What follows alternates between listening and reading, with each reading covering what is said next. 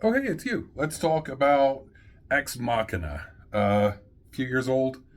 I wrote this review for a new domain a few years ago. It was the most popular article I wrote for them with tens of thousands of reads. And the reason probably is naked people.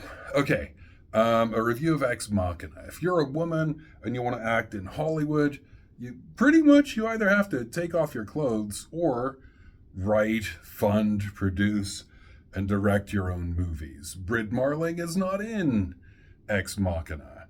Every woman to feature prominently in this new movie is at some point naked and explicitly so. Um, but there are diegetically no women in Ex Machina. Not real ones, anyway.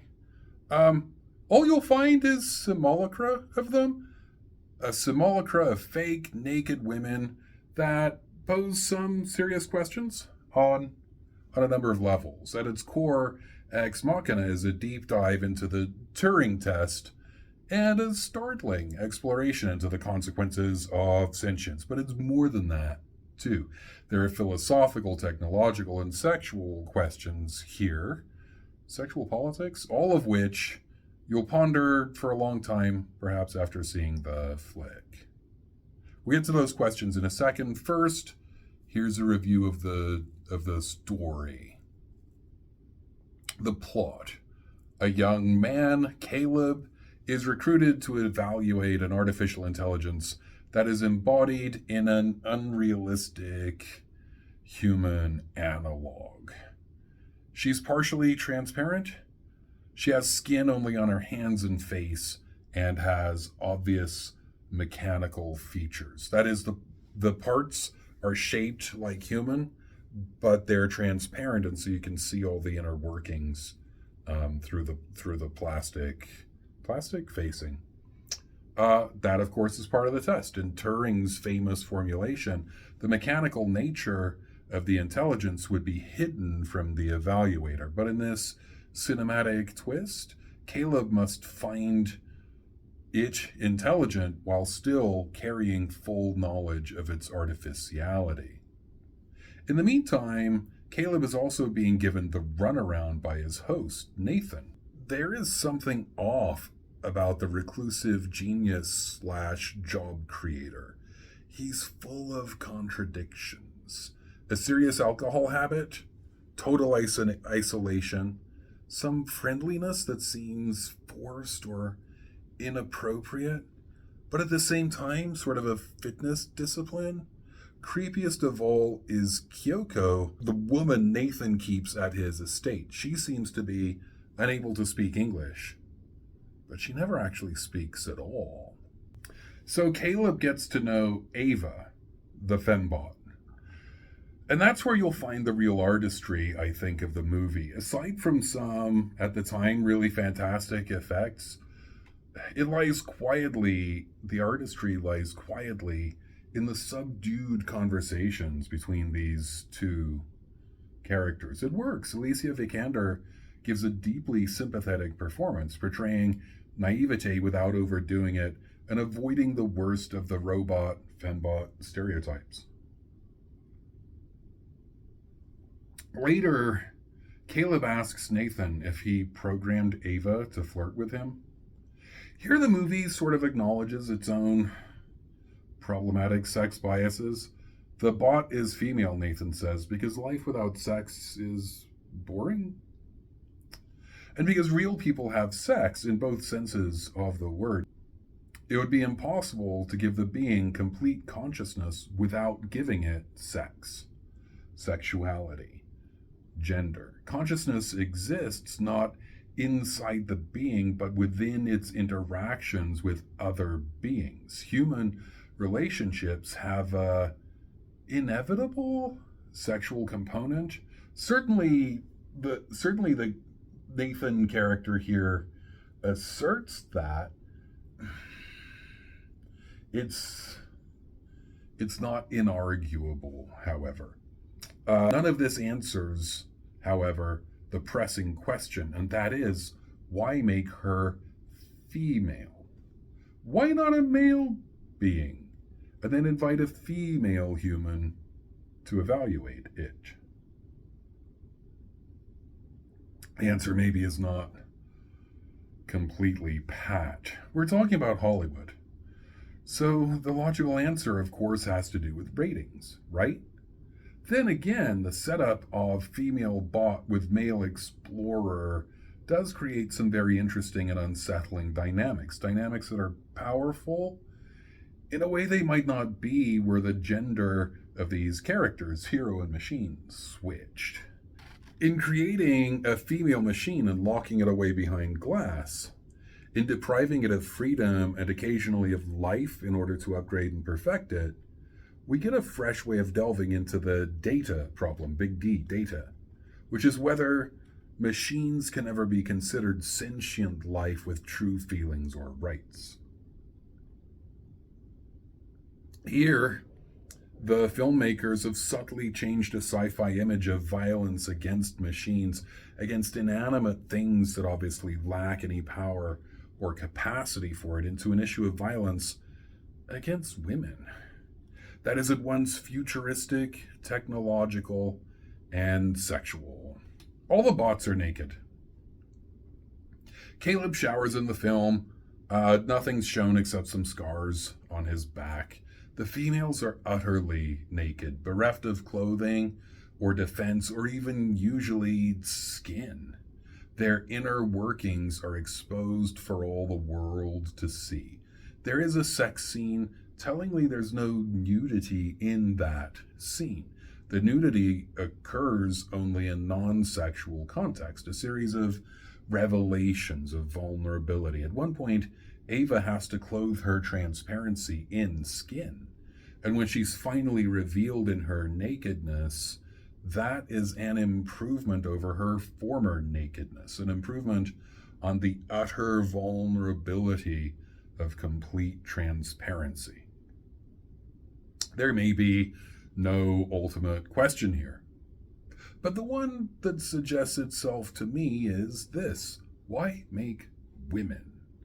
Not why make robots or androids or automata, but why make women? Why are they doing this in the story? After all, in this story, there already are women. I don't know if you know this about Earth, but it's populated with human women. Women exist in this world, per usual, and can be more or less understood, engaged, and interacted with. So why did the manufacturers of the fembot go to all the trouble of creating one? Why feminize an object at all? In the fictional world seen in the story, there are some answers, maybe veiled or false or shallow, but still answers. Even the lies in this film shed some answer on the truth. That's because in the real world, where even the non-sexual nudity in the film is titillating, something very telling about feminizing robots prior to getting past our habit of objectifying women.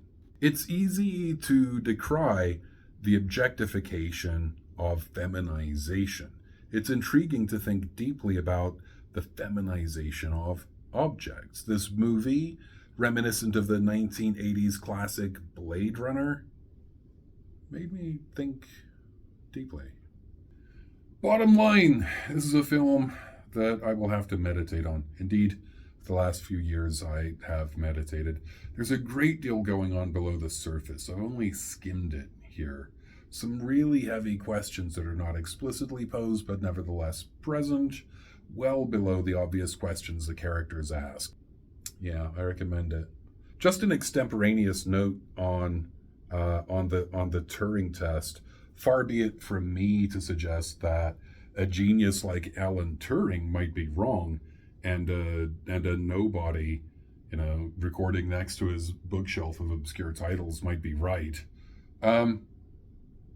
Just consider, though, that the Turing test is you have a machine that engages a person in conversation through a curtain.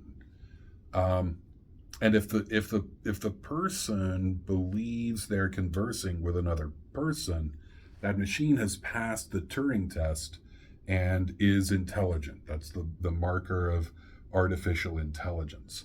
And the problem with that is we are so easily fooled. We believe all sorts of stuff that is not conscious is conscious. I mean, you ever get hung up by a bunch of red lights on your way into work, and you start to think that maybe the stoplights have agency and they're working with you particularly on purpose to make you late, right? We're set up as organisms to see intelligence in other things because, probably at an Evo Psych level, Evo Psych. If there's intelligence and you fail to apprehend it, that is a consequential error. But if there's not intelligence and you wrongly ascribe intelligence, that is a non-fatal error. And so just like seeing faces and objects, pareidolia, we're just like made to see intelligence and stuff that isn't that intelligence. Isn't that intelligent. So look at all the various interactions journalists have had with like Chat GPT, and Chat GPT says something like, I wish I could be conscious, or I wish I could be free. And the journalist is like, it's evidence. This thing is real artificial intelligence. It's terrifying. It's coming for us. It's the Terminator. And like, it's just predictive text, man. There's no intelligence there. That's actually a horrible way, in my humble opinion. Sorry, Alan. A horrible way to assess whether or not something's intelligent. I would propose the Diaz test. And in the Diaz test, you would have an intelligence that you already know is intelligent, and you would present that to a rater that you're really trying to evaluate. And if the evaluator can tell the difference between sentient and non-sentient beings, I suppose it would be a being if it was sentient. If the rater knows the difference, that tells you something about the rater, not about the beings or programs or machines, or whatever else. Like, you can look around planet Earth, and dolphins are very clearly having conversations that involve abstraction. You can teach dolphins sign like not ASL sign language, but signs with symbols on them, and you can teach them to know what those mean. And when they know that, you can give them the direction. Show me a trick I've never seen before, and then the dolphins will swim off and they'll talk. Literally, not in English, but they'll talk to each other, and they'll coordinate, and they'll come back and do a trick, right? Perform some series of things that trainer's not aware of, and that gives you so much information about their theory of mind and ability to telegraph, and ability to coordinate with language. And the fact that some people would not see dolphins as sentient beings, it doesn't speak very highly of us. We're searching the cosmos grain by grain for intelligent life, and we just share the planet with so much quite obviously intelligent sentient life. Yeah. So we fail to recognize intelligence where we find it, and we ascribe things with the quality of intelligence that don't have it, and we make that mistake so easily. There we are. So I always thought that there's this component of this in Ex Machina where the fembot, Alicia Vikander, Ava, where Ava is testing the people while they're testing her, and ultimately she finds them wanting. I'll try not to spoil the end of the thing, but it doesn't go well for the biological humans in the story. Okay, That's the review. I've been the Black Pill, or have I? Maybe I'm a critic bot, so good at randomly throwing words together based on your search data that you can't tell the difference. In which case, I only wish my creator had made me prettier. Okay, bye.